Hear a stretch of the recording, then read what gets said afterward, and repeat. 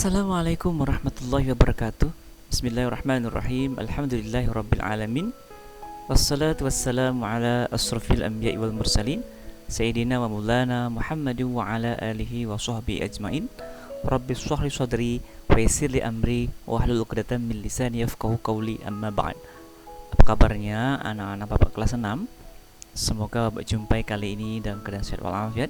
Di pertemuan kita kali ini kita akan membahas tentang pendalaman materi membaca Quran Surah Al-Alaq pada buku Al-Quran Hadis kelas 6 halaman 7.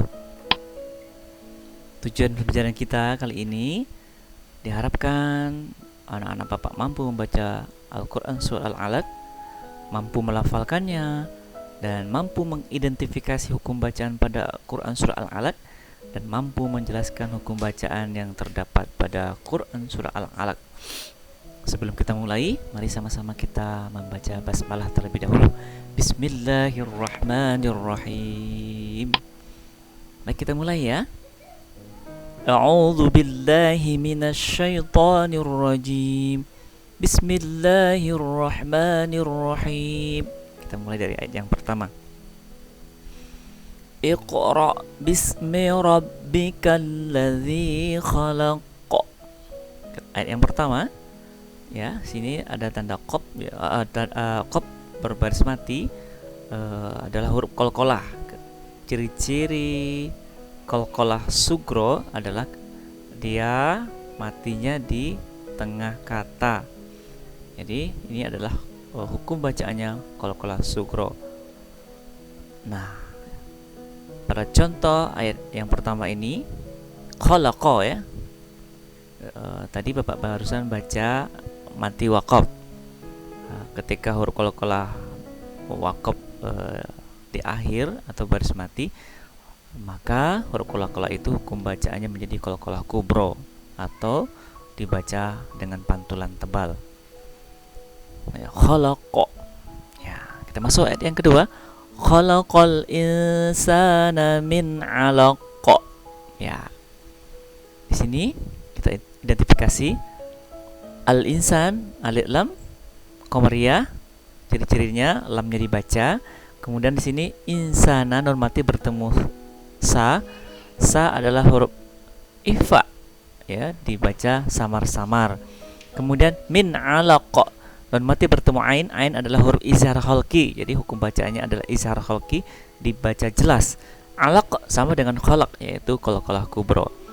Yang ketiga, Iqra wa rabbukal akram. Ya, qalqalah sugro karena huruf qalqalahnya mati di tengah. Kemudian al-akram ya sama dengan al-insan, alif lam qamariyah. Kemudian ayat yang keempat, allazi 'allama bil qalam ya. Allazi 'allama bil qalam. Al-qalam sama alif lam qamariyah. Masuk yang kelima, 'allamal insana ma lam ya'lam. Ya. Al-insan sama tadi ini alif lam qamariyah dan ikhfa ya. Mati bertemu sa, kemudian ma lam ya'lam, mati bertemu ya. Ini hukumnya izhar syafawi. Mengapa? Karena di sini ada mem mati bertemu selain daripada huruf mem dan ba, itu dihukumkan izhar syafawi, dibaca jelas. Lam ya'lam. Masuk ayat yang keenam, kalla innal insana layatgha ya.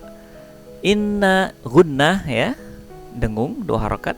Al insana sama tadi ya, alif lam qamariyah dan ifa samar-samar dan samar-samar.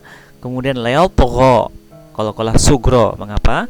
Karena huruf qalqalah ta posisinya di tengah kata.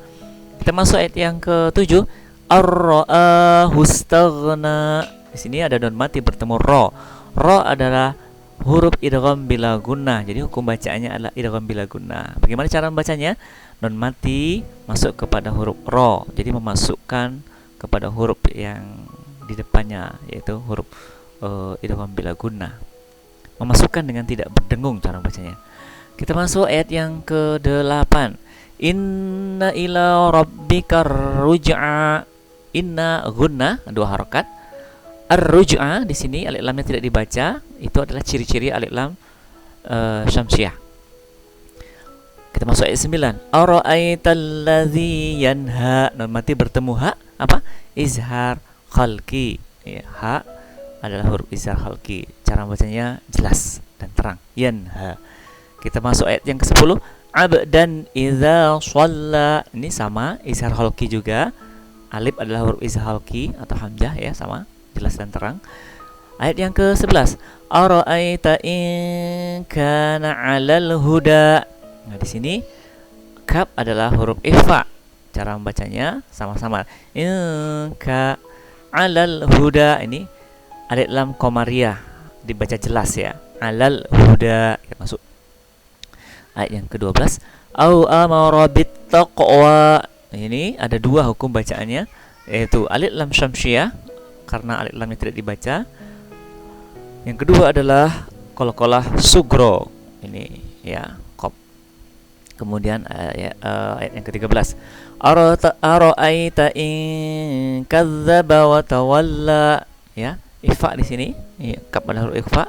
Cara membacanya samar-samar. In ya. Kemudian ayat yang ke-14.